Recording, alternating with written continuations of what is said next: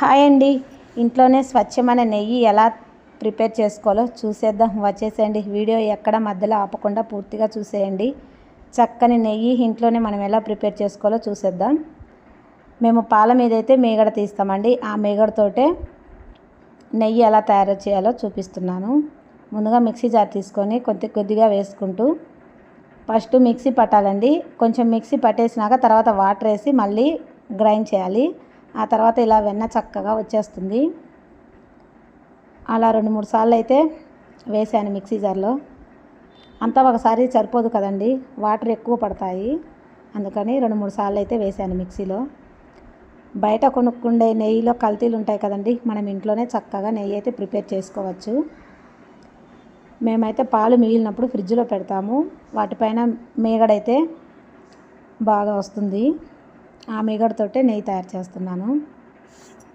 అలా మొత్తం వెన్న వేసినాక కొంచెం వాటర్ వేసుకొని ఫస్ట్ ఒకసారి కడిగేసేయాలి ఆ వెన్న మొత్తము. తర్వాత ఇంకా స్టవ్ వెలిగించుకొని కరిగించుకోవాలి వెన్నని. మనం ఇంట్లోనే స్వచ్ఛంగా నెయ్యి చేసుకుంటే ఎంతో టేస్టీగా ఉంటుంది కదండి.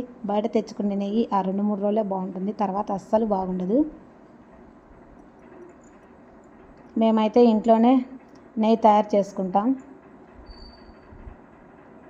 అలా పొంగొచ్చినాక కొద్దిగా స్టవ్ సిమ్లో పెట్టుకొని ఎర్ర పొంగొచ్చేదనగా కాగనిచ్చుకుంటే సరిపోతుంది ఫ్రెండ్స్. పెరుగు మీద కానీ పాల మీద మీగడ అస్సలు తినరు. పెరుగు మీద మీగడ వచ్చినా మా పిల్లలు అస్సలు తినరు, జిడ్డుగా ఉంటుందని. అలా నేనైతే తీసేస్తాను. పెరుగు మీద పాల మీద వచ్చిన మీగడంతా కాగిపోయిందండి. నెయ్యి ఒక దాంట్లో ఉంచేసుకుంటే ఎంతో కమ్మని టేస్టీ నెయ్యి ఇంట్లోనే తయారు చేసుకోవచ్చు కదా ఫ్రెండ్స్.